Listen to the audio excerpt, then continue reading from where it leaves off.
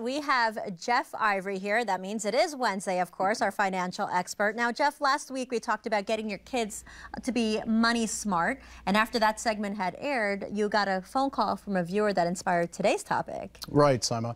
You know, the viewer called in and said it's great to know about what to do with little kids, but my son's just on his first job. And what are some hints or clues that you should be giving to him? And what did you, I know you have a bunch. I do. I have a bunch. First and foremost, your first job is always very confusing. They're asking you to sign forms, tax forms, W-2s. You have to pick how many dependents you have at that age. And, you know, I think this particular viewer's son's 18. Hopefully he doesn't have any dependents yet. It's him. And signing all that paperwork out can be very confusing. You have to look at health benefits, 401ks. My first piece of advice is ask questions. Don't be afraid. People that have been in business for another 10 or 15 years, they know that you're just entering the workforce. You're not expected to know everything. And if you can get to an HR, human resources professional, they're the best ones to really point you in the right direction, at least to get you started. But read all the material yourself. It's not just as easy as stepping in and signing, checking a couple boxes. You really have to know what you're signing up for. It's funny because the health insurance part of it's so interesting because that could be a big difference from how much money is being taken out of your monthly or weekly paycheck. And it's confusing. Health insurance is hard. Right. You know, it's a tough decision. You got to look for some help.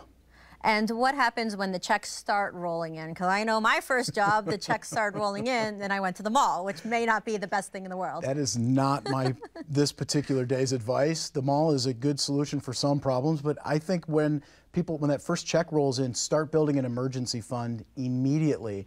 You can't wait to start the things that will allow you to be successful long term, and the emergency fund's a big one. Do you have an advice or a percentage of how much people should be taking from their paycheck and putting it in a future fund? It's a little tough. It's individual by individual, but I, again, target that 3-month to 6 months of expenses for that emergency fund. If you can calculate how much your business or your expenses are, 3 to 6 months should be efficient to get you started.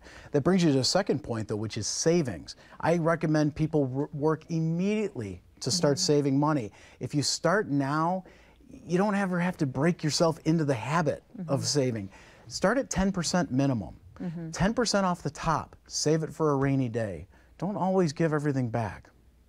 And don't forget also to be a great employee because the job market is a little tough. So if you get a job out there, make sure you hold on to it. Thank you so much, Jeff Ivory, for being here.